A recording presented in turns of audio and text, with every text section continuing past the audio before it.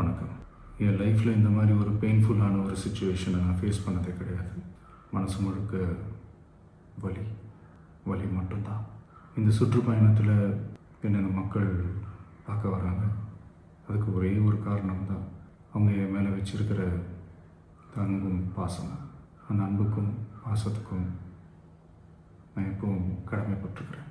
அதனால தான் இந்த சுற்றுப்பயணத்தில் மற்ற எல்லா விஷயங்களையும் தாண்டி மக்களுடைய சேஃப்டி, அதில் எந்த காம்ப்ரமைஸும் பண்ணிடக்கூடாதுன்றதுக்காக தான் அது என் மனசில் ரொம்ப ஆழமாக இருக்கும் அந்த எண்ணம்.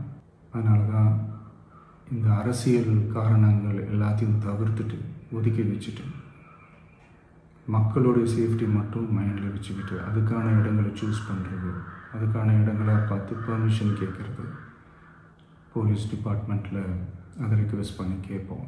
நடக்கக்கூடாதது நடந்துருச்சு. ஆனால் மனுஷன் தானே. அந்த நேரத்தில் அத்தனை பேர் பாதிக்கப்பட்டு இருக்கும்போது எப்படி அந்த ஊரை விட்டுட்டு என்னால் கிளம்பி வர முடியும்?